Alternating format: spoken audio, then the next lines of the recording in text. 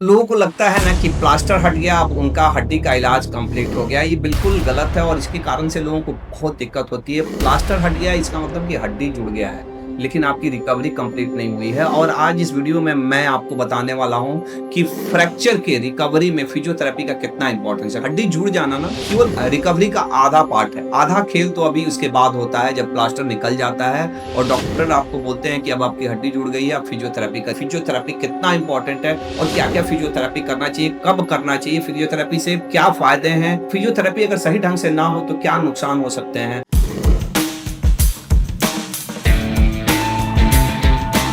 मैं डॉक्टर रामेश्वर, मैं एक ऑर्थोपेडिक सर्जन हूँ और पिछले 20 साल से एज ए ऑर्थोपेडिक सर्जन काम कर रहा हूँ। 20,000 से ज़्यादा लोगों के हड्डी के ऑपरेशन किए हैं, कितने लोगों के प्लास्टर लगाए हैं और मैं अपने एक्सपीरियंस से ये बात बता रहा हूँ। एक्चुअली हड्डी टूटता है ना, हम लोग प्लास्टर लगा देते हैं, ऑपरेशन कर देते हैं। मरीज उस प्लास्टर लगाने का, बीइंग ए डॉक्टर, ऑपरेशन करने का उसका बड़ा महत्व देता है और उसको हम लोग एक्सरसाइज खुद भी हम लोग बताते हैं। और कितना बार हम लोग जब उसको बोलते हैं ना कि चले जाइए फिजियोथेरेपिस्ट के पास, एक्सरसाइज करिए, तो उसको यही लगता है ना, खास करके जहाँ पे हम टियर सिटी में काम करते हैं, अधिकतर लोग बोला, अरे डॉक्टर साहब तो पैसा ले लिए, अब दूसरे जगह भेज रहे हैं, वो भी पैसा लेगा।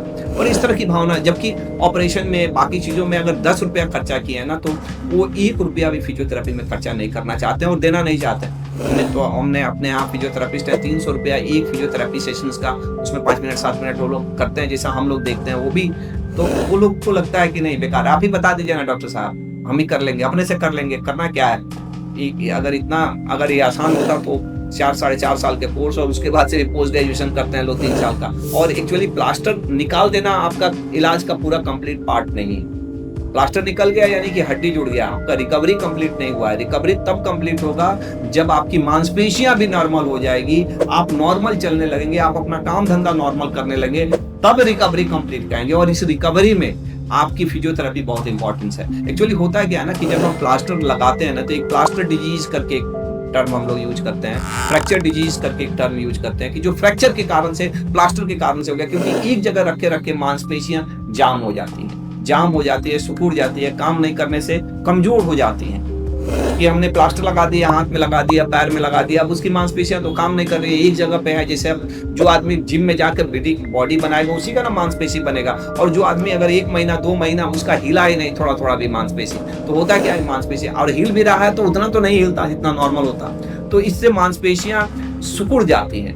दूसरी एक जो दिक्कत होती है, जो सबसे कॉमन दिक्कत है कि जाम हो जाता है, ज्वाइंट जाम हो जाता है। और ये अगर आपकी ज्वाइंट जाम है तो आप कितना भी अच्छा हड्डी जुड़ जाए, बेकार है आपका। अगर आपका घुटना ही पूरा नहीं छोड़ रहा, हाथ पूरा नहीं छोड़ रहा, केहूं पूरा सीधा नहीं हो रहा, तो सब चीजें बेकार है, ये बात समझना है आपको। और इसके लिए फिजियोथेरेपी बहुत जरूरी है। तो ये कब करें फिजियोथेरेपी? तो फिजियोथेरेपी का काम ऐसा नहीं है कि प्लास्टर निकलता है उसके बाद होता है। एक्चुअली हम लोग तो पहले भी प्लास्टर में ही फिजियोथेरेपी शुरू कर देते हैं, एक्सरसाइज शुरू कर देते हैं। जो चीजें फ्री है आप उसको चलाइए, जो उंगलियां फ्री हैं, पैर की उंगलियां फ्री है उसको चलाइए, जो अंदर में भी है, जो जाम है उसको भी हम लोग आइसोमेट्रिक एक्सरसाइज जिसको बोलते हैं, कि सबको, जैसे अभी आप देखेंगे ना, तो हमने ये चला रहा हूँ, मांसपेशियां चल रही है, लेकिन क्यों नहीं हिल रहा है, तो ये आइसोमेट्रिक एक्सरसाइज शुरू कर दीजिए।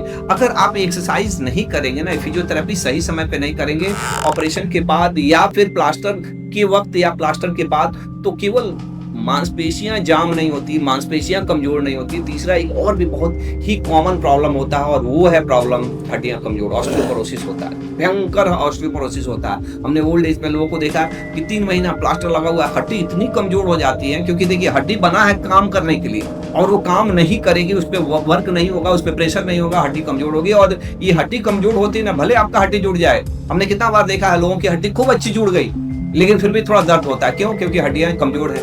क्यों? क्योंकि मांसपेशियां कमजोर है। क्यों? क्योंकि मांसपेशियां जाम है।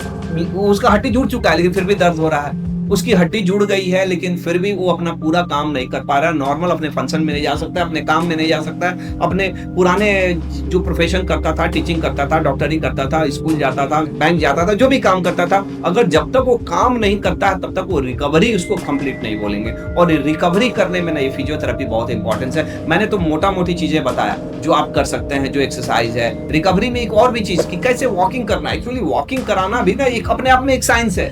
ऐसा नहीं कि वॉकिंग चलिए चल लिएगा तो कल ही से चलने ले, वो पता चला कि जितना वजन देना उससे ज्यादा दे दिया, हो गया काम। जो क्योंकि शुरू में उतना मजबूत तो जोड़ नहीं रहता है ना, तो हो गया काम आपका। तो इस तरह की समस्याएं होती हैं और ऐसे में ये बहुत इंपॉर्टेंट है कि आप फिजियोथेरेपी करें, एक अच्छे फिजियोथेरेपिस्ट से मिलें, अभी जो बता रहे हैं उसको भी फॉलो करें। और ये फिजियोथेरेपी मेरे अनुसार, आप 50-50 तो नहीं बोल सकता हूँ, बीइंग ऑर्थोपेडिक सर्जन मैं थोड़ा सा हो सकता है बायस हूँ, लेकिन सच्चाई ये है ना कि जितना हड्डी का डॉक्टर काम करता है ना एज ऑर्थोपेडिक सर्जन, मैं जितना काम करता हूँ उतना ही फिजियोथेरेपिस्ट। और फिजियोथेरेपिस्ट को भी ये बात समझना होगा, अगर जैसे बहुत सारे फिजियोथेरेपी कोई एक साइंस है जी। अभी कितना बार मैंने देखा है कि फिजियोथेरेपिस्ट लोग भी उतना ट्रेन नहीं रहते हैं, कौन सा एक्सरसाइज करना, अरे भाई तुम्हारे पास मरीज भेज दिया, तुम उसको डायग्नोज करो क्या करना है वो, तुम अपने ये नहीं कि डॉक्टर साहब ने मोबिलाइजेशन एक्सरसाइज बोला है तो मोबिलाइजेशन एक्सरसाइज, आप स्ट्रेंथनिंग करना है, ये आपको जज करना है। ये एडवाइस है, मैं आपको इतना क्रेडिट दे रहा हूँ कि अगर एक फ्रैक्चर रिकवरी में आधा जॉब एक सर्जन करता है तो आधा जॉब फिजियोथेरेपिस्ट की है, तो आपको भी उतना रिस्पॉन्सिबिलिटी भी लेना पड़ेगा, तभी आपको भी समाज में वो इज्जत मिलेगी, वो प्रतिष्ठा मिलेगी। हो सकता है मेरी बातें कितना लोगों को अच्छा ना लगे, लेकिन ये फैक्ट है। और ये मरीज के लिए भी मेरा एडवाइस है कि आप अगर हमारे लिए 50,000 रुपया दे सकते हैं ऑपरेशन के लिए, तो आपको 5,000 रुपया कम से कम फिजियोथेरेपी के नाम पे रखना चाहिए। अगर आप नहीं रख रहे हैं तो आप अपने रिकवरी को, जो 1 महीना का चीज 3 महीना आप करा रहे हैं, एक अच्छा आपके पास फिजियोथेरेपिस्ट है, वो आपकी रिकवरी को आधा कर देगा। अगर मेरी वीडियोस आपको अच्छी लगे तो अपने लाइक कमेंट शेयर करिए अपने चाहने वालों के बीच। और आप ऐसे ही सिंपल लैंग्वेज में साइंटिफिक नॉलेज हेल्थ के प्रति चाहते हैं तो हमारे चैनल को सब्सक्राइब करिए। धन्यवाद, थैंक यू।